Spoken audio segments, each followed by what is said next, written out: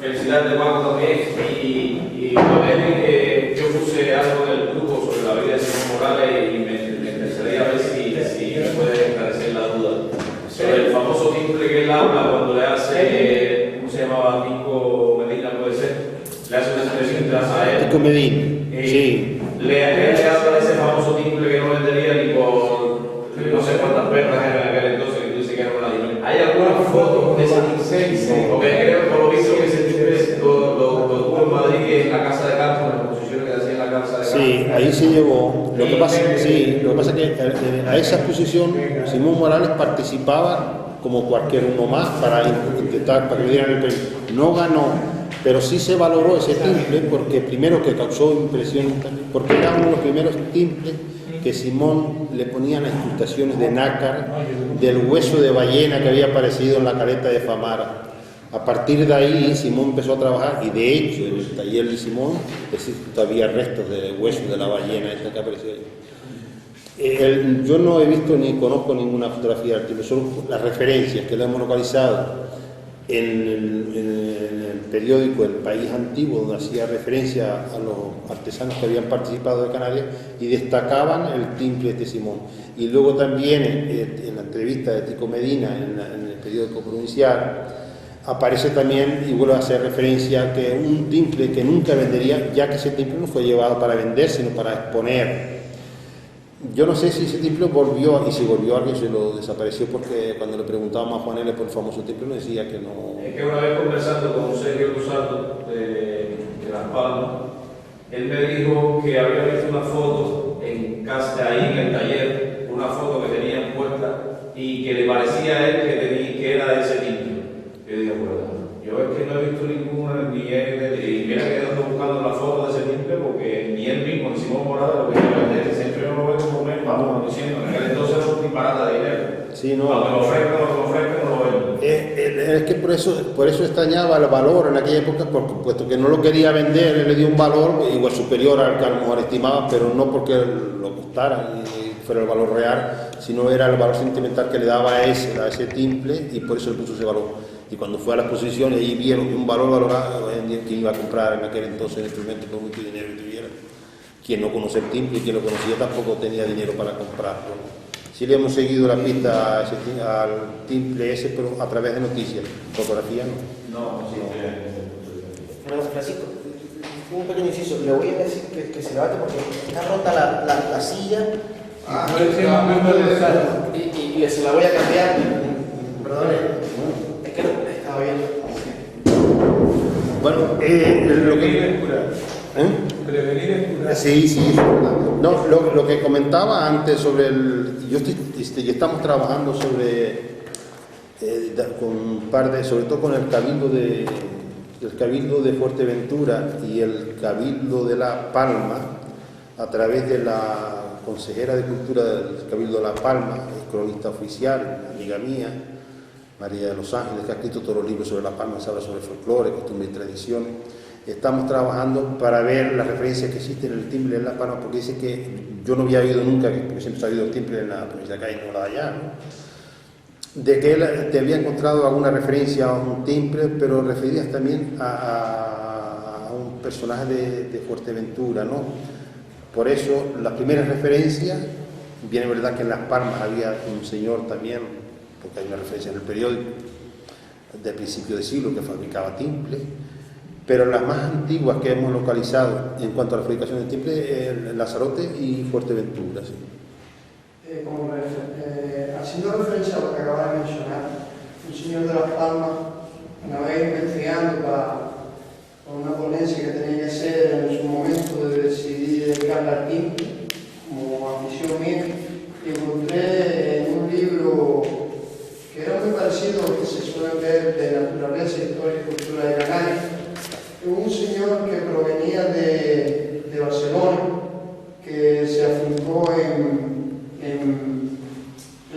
Gran Canaria, que era alquilero en Barcelona y que había fabricado pues, un instrumento de 5 cuerdas en que se comenzaba o se podía comenzar llamando timbre. Yo fue un dato que cogí, me pareció para mi exposición un tanto anecdótico porque lo que un luthier canario, en este caso de Simón Morales, no sé si fue por pasión propia y conocimiento, pero me gustaría saber si tiene alguna referencia. Sí, la referencia es el señor catalán que construyó un instrumento de Las Palmas y está publicada, o sea, está publicada, lo publicó. Y era un señor catalán que...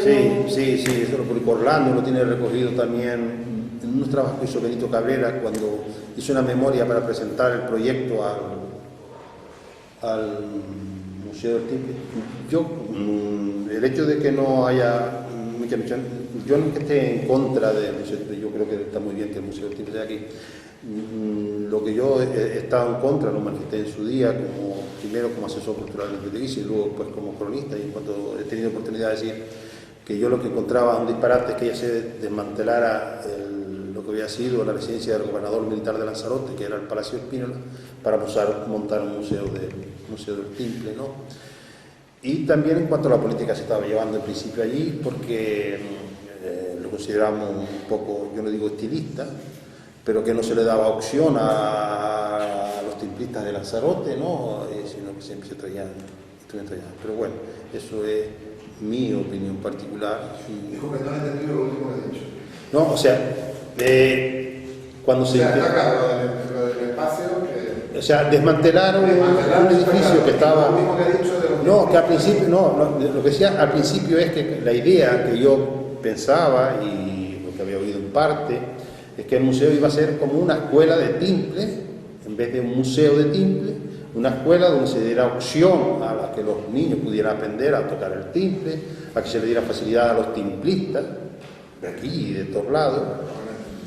Pero claro, cuando nos dimos cuenta de que aquello es un museo que depende no del Ayuntamiento de Teguise, sino que depende del gobierno canario, y que es el gobierno canario quien organiza los actos allí, ahora sí, en colaboración con el Ayuntamiento de Teguise, y por eso, pero yo por supuesto no tengo nada contra el museo, sobre la idea de que se quitara de lugar un santo para vestir a otro, cuando eso podía estar, por ejemplo, la Casa Peraza, que era un edificio que reunía más condiciones que hacer un museo, ¿no? Que en vez de hacer un museo, si hubiera hecho una escuela de timple, pues tendría más tiempo un museo, ahora van a abrir otros, Teguise, ¿no? Y yo le daba más utilidad haciendo una escuela de timple que no un museo del timple. Un museo del timple podía estar montado en cualquier lado. Ya estuvo en Las Palmas montado, yo también lo tenía Alfide Alonso en el sonar allí. Cuando se hizo la exposición de Vineclavio también se volvió a intentar hacerlo allí. Fuerteventura lo reclamaba, y no digamos Tenerife, ¿no? Que también lo quería montar allá. Pero dicho esto, sí, en cuanto a sí, esa referencia, en el trabajo que presentó Benito Cabrera, que me lo pasaron, no para que lo lograra, sino para que le diera el visto bueno, porque sí es preceptivo desde el Ayuntamiento de Teguise que todo lo relacionado con costumbres y tradiciones pues tenga el visto bueno mismo. Hay un dato que yo leí que no sabía si era cierto, que decía que cuando apareció ese timple, o ese primer timple, la trasera era fundoplano, o sea, era básicamente un guitarrito de mano, que fue Simón el que ya... Sí, no, lo que sí, igual, claro, la historia no está toda escrita, ¿no? Nosotros podemos hablar hasta ahora y de lo que sabemos, que igual viene mañana otro y me rebate esto y con todo criterio real, ¿no? Todas las noticias que tenemos es que la forma esa bombada, bien de camellito, bien de quilla de barco, bien lo que sea, se la dio Simón Morales, ¿no? Al timple. Antes no había... No se conoce, no se sabe...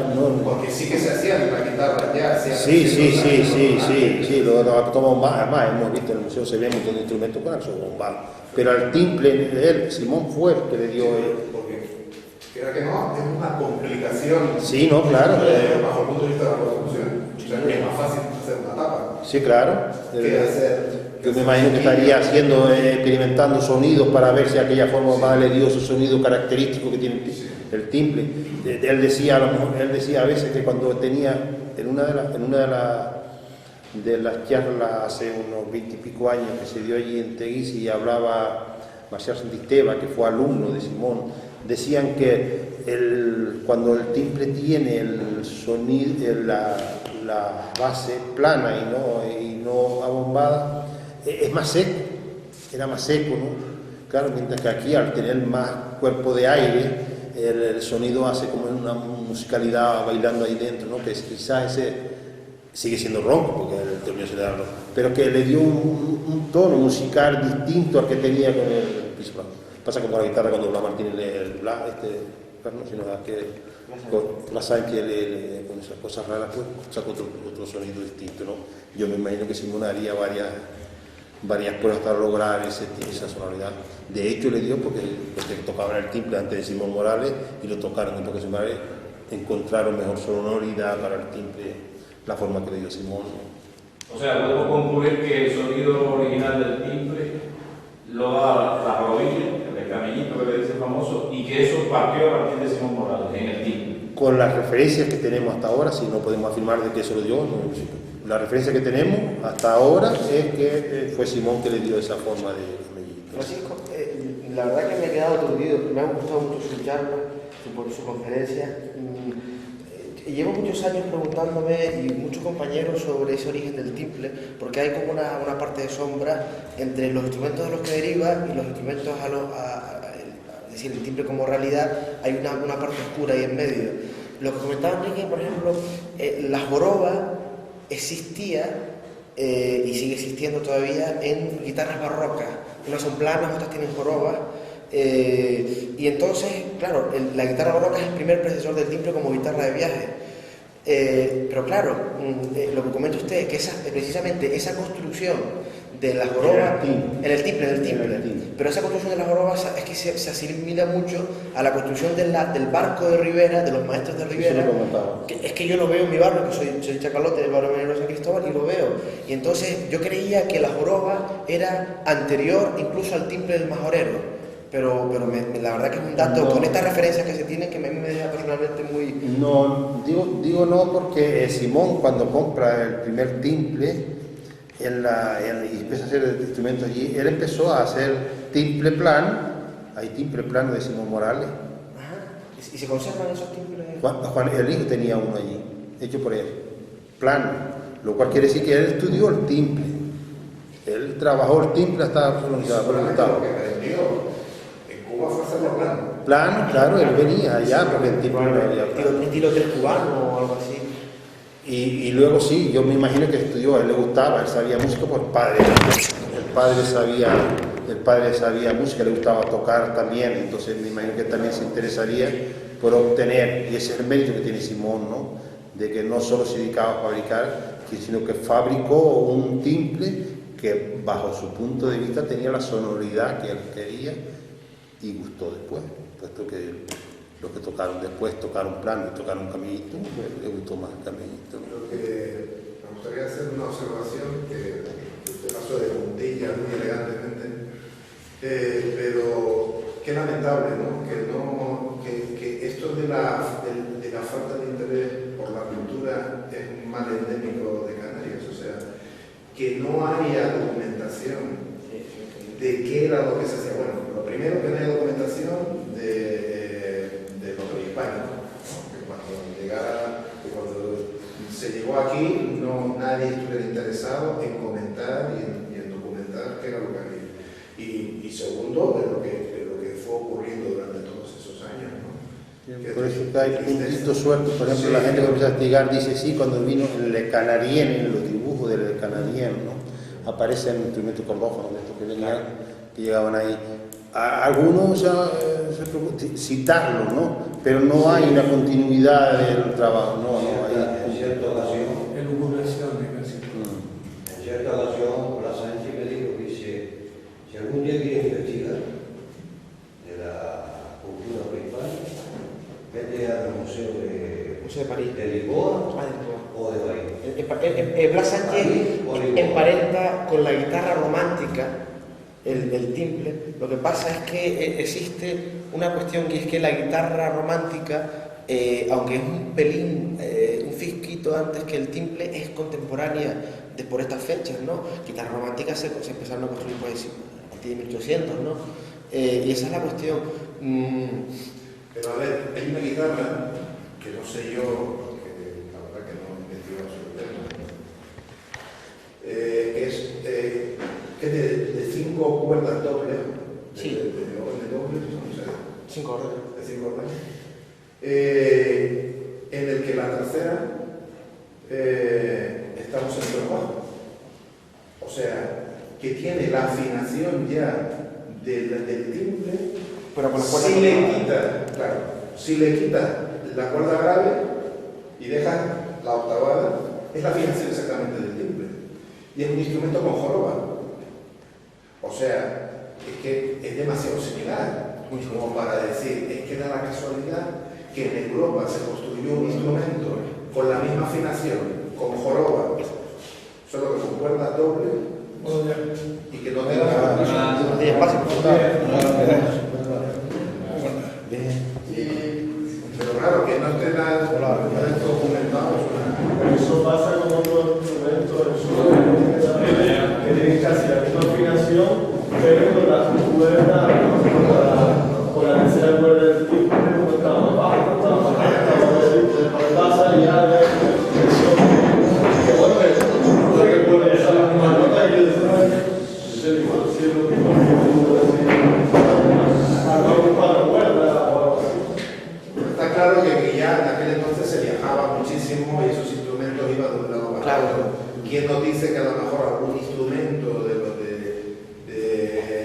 se desarrollaron en Sudamérica o tal, incluso no Proviene del mismo timbre, claro. O sea, que- Y que las vías de interacción probablemente no eran solo una, sino que había muchas. Quería aclarar una cosa, con su permiso, Francisco, que sobre el tema de la historia, resulta que la historia también tiene una pequeña problemática sobre la fuente, y es que están escritas, en este caso por los vencedores en la conquista, y eso también tiene su parte de parcialidad. Jesús, ¿quería hacer una pregunta?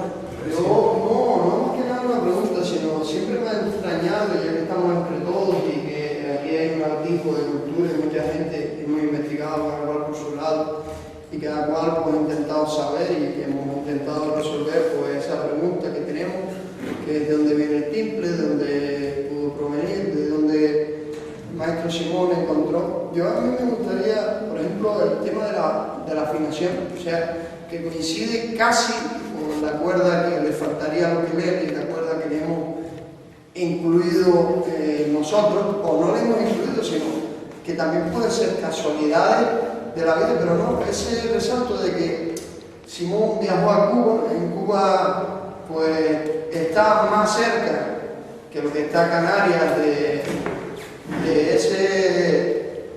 donde es proveniente Hawái, el ukelele.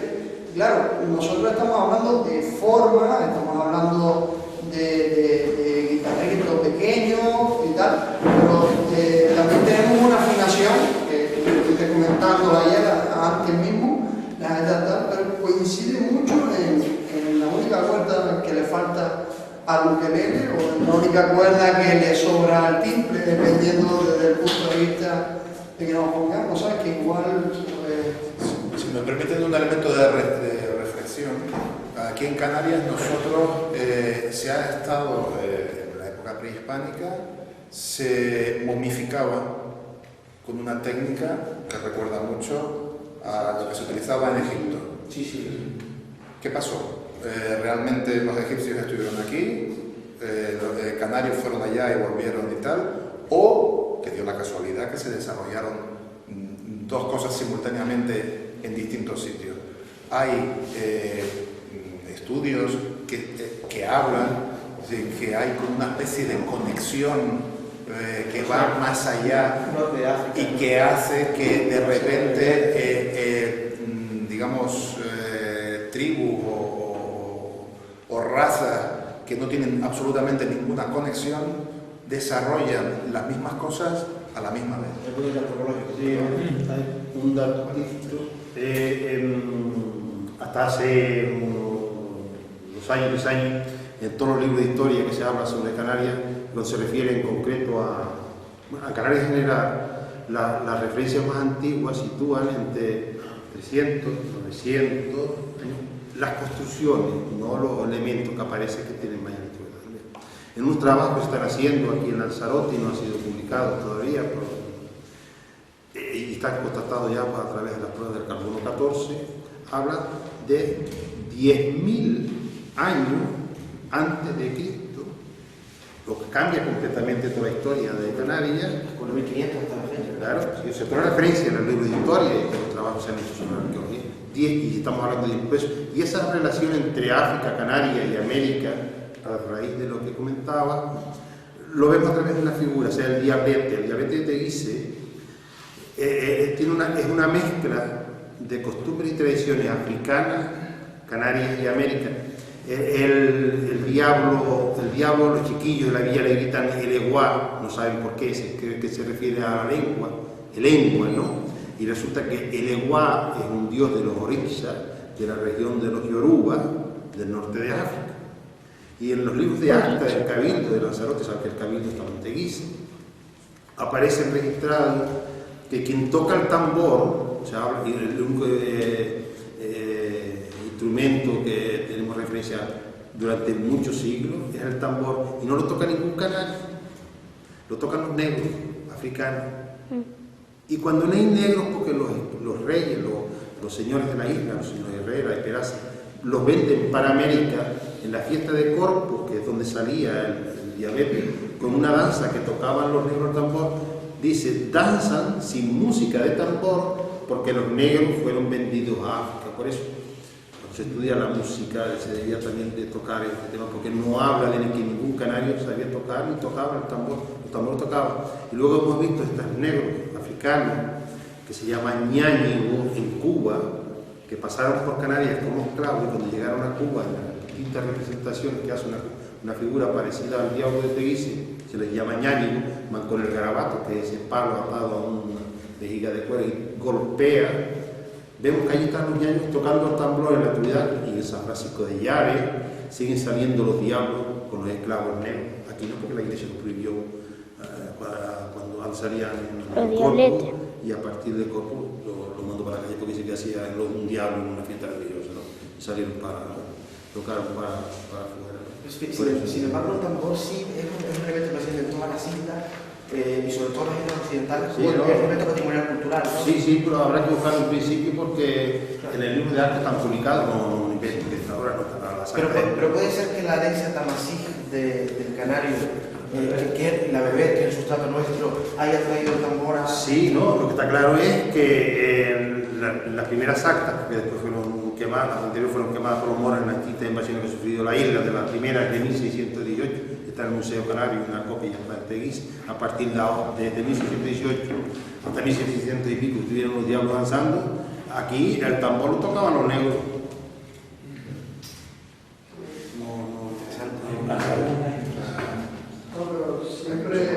Estamos en una isla clave porque date cuenta que los inicios de la conquista, por lo menos en lo que yo he leído en los libros de Beric Clavín, estamos hablando de la conquista, no estamos hablando ni de llegada de fenicios, cartagineses o tártaros o cualquier otra civilización, porque yo creo que eso sería imposibilísimo de datar. Solo tenemos dataciones de lo que sería la conquista en sí.